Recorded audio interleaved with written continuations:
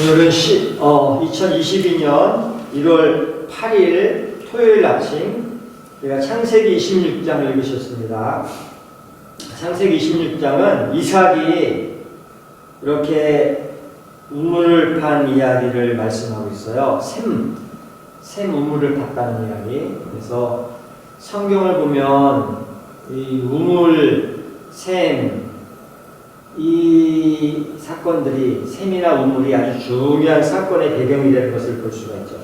예수님이 사마리아 성을 방문하셨을 때 수가성 우물가에서 사마리아 여인을 만나서 이렇게 이야기를 나누시다가 복음도 전하고, 그래서 그 일을 계기로 그 여자가 사는 동네가 다 예수님을 영접하고 그런 일도 있었잖아요. 그래서 하여튼 우물에 대한 것이 참으로 성경에는 자주 나오고 중요하죠. 왜냐하면 예나 지금은 뭐 수도가 집집마다 다 있으니까 집에서 수도꼭지만 열면 물이 콸콸콸 나오는 시대가 돼서 굳이 물 때문에 어디 돌아다니지 않아도 되지만, 예전에는 수도가 없었으니까 물을 구하는 게 중요하잖아요. 먹고 살고 사람이 사는데 물이 꼭 필요하니까. 그러면 물을 이렇게 찾아다녀야 되는데, 물론 자기 집이 뭐 냇가나 강가에 있으면 그냥 강물 퍼다가 먹고 뭐 빨래하고 살면 되지만, 만약에 그러지 못하면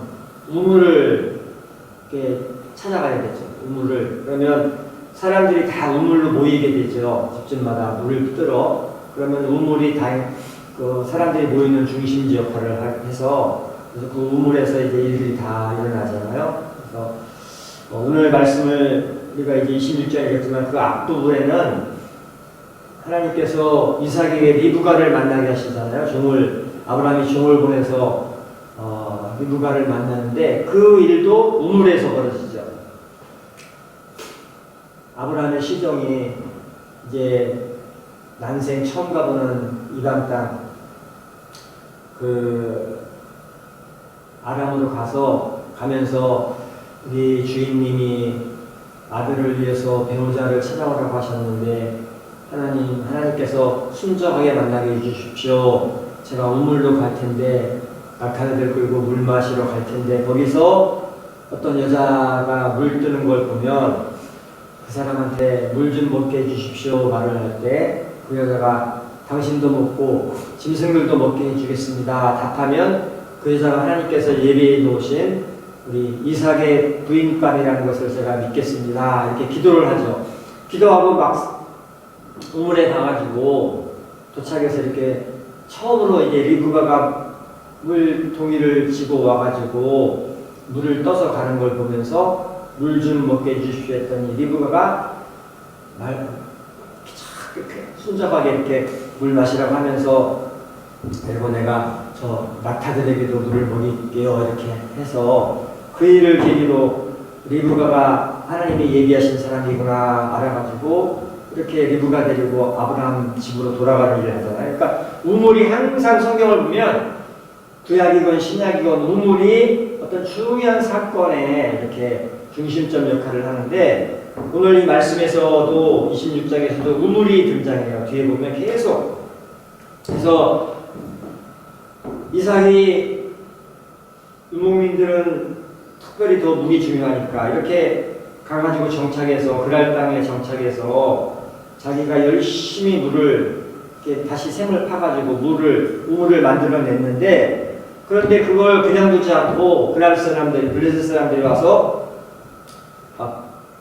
뺏고 이게 우리 거다 하고 쫓아내고, 그래서 오늘 말씀을 보면은 에셀이라고, 영어로 dispute, 분쟁하다는 뜻인데, 그래서 쫓아내가지고 다시 또 쫓겨나가서 딴 데 가서 이렇게 또 물을 파는데, 와가지고 또 시비 걸고 자기 거라고 해서 쫓아내서 신나라는 데 가서 우물을 또 뺏고, 그래서 또 이삭이가 밀려나가지고 다른 데 가가지고 다시 우물을 파는데, 로봇이라고 이름을 붙였는데 영어로는 룸, 이렇게 어떤 영역 이런 뜻이잖아요. 그래서 팠는데 그때서야 이제 이 사람들이 쫓아오지 않아서 그 물을 퍼 마시면서 살아가지고 거기서 번성했다고. 그래서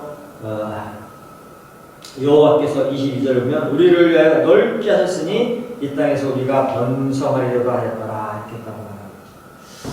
가만히 보면 우리가 인생 살다 보면 우물을 파는데 열심히 우물을 탔는데 우물을 이렇게 그걸 잘 내가 먹지 못하고 빼앗기기도 하고 황폐화되기도 하고 그런 일들을 경험할 때가 있어요. 그러면 또 다른 우물을 파고 근데 그것도 또 이렇게 어렵고 힘들어서 잘 안 되고 그 다음에 또 다른 우물을 파면 그때 가서 이제 번성하게 이렇게 되는 그런 일들이 벌어지는 것을 볼 수가 있어요. 제가 이렇게 목회하면서 집사님들이나 장로님들도 보면 그분들이 사업을 하실 때 이렇게 사업을 창업을 해서 이렇게 하는데 열심히 하는데도 그게 잘 안 돼가지고 사업을 접고 다시 또 다른 사업을 열심히 하고 그러다가도 또 이렇게 폐업을 하고 부도를 만나시고 그러다가 또 다른 사업을 해가지고 그게 또 이렇게 잘 되고 하는 오늘 이 이삭이가 했던 것처럼 그냥 첫 번 판 물부터 잘 퍼마시면서 살면 좋을 텐데 그러지 못하고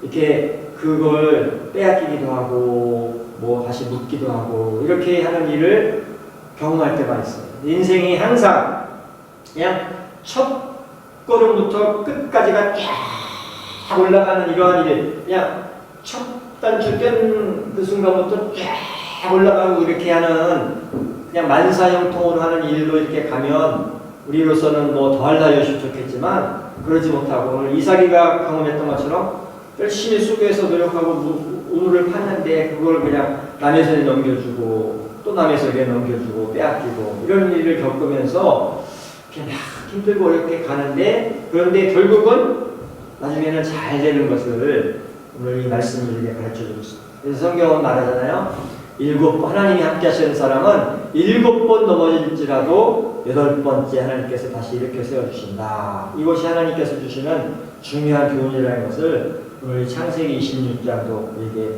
가르쳐주고 있습니다. 우리가 인생 살다가 어려움을 당하고 고난을 만나고 내가 열심히 노력했는데 열매는 없고 그래서 낙심이 되고 절망스러운 일을 만나더라도 여러분들이 실망하지 않고 낙심하지 않고 끝까지 그 인생길을 걸어갈 수 있기를 바랍니다. 왜냐하면 하나님께서 우리와 함께 하시기 때문에 그 시간들이 그냥 그렇게 그냥 우연하게 벌어진 사건들이 아니라는 것을 여러분들이 기억하실 수 있기를 바랍니다. 그래서 우리가 무엇을 하든지 내가 이렇게 열심히 했는데 왜 이렇게 열매가 없나? 내가 열심히 했는데 왜 이렇게 이걸 또 남에게 넘어가게 하나? 하고 이렇게 낙심하고 절망할 때가 있지만 그런데 그것이 과정이다. 끝이 아니다. 하나님께서는 그 모든 것이 합력해서 선을 이루시도록 만드신다는 것을 다시 한번 기억하면서 우리 성도님들이 인생 살면서 이렇게 이삭이가 그랬던 것처럼 내가 열심히 애색을 팠는데 그것이 내 수확이 되지 못하고 내가 누리는 것이 되지 못하고 열심히 신나를 땄는데 그것이 내게 큰 도움이 안 되고 열매가 안 되고 그래서 또 어디 가서 로봇을 파는 그런 일들을 만날 때에 낙심하지 않고 하나님께서 이 모든 것을 과정을 통해서 나를 더 크게 축복하시려는 과정이구나 생각하시면서 우리가 끝까지 소망을 가지고 열심히 살아가시는 은혜를 받으실 수 있기를 바랍니다. 다 같이 기도할 때 하나님 아버지 우리가 인생 살다 보면 이삭과 같이 열심히 우물을 팠지만 그 우물이 내 우물이 되지 못하는 시간들이 있습니다. 그럴 때 우리가 낙심하지 않고 또 파고 또 파서 하나님의 은혜를 받는 그런 성도로 살아가도록 축복해달라고 다 같이 기도하겠습니다.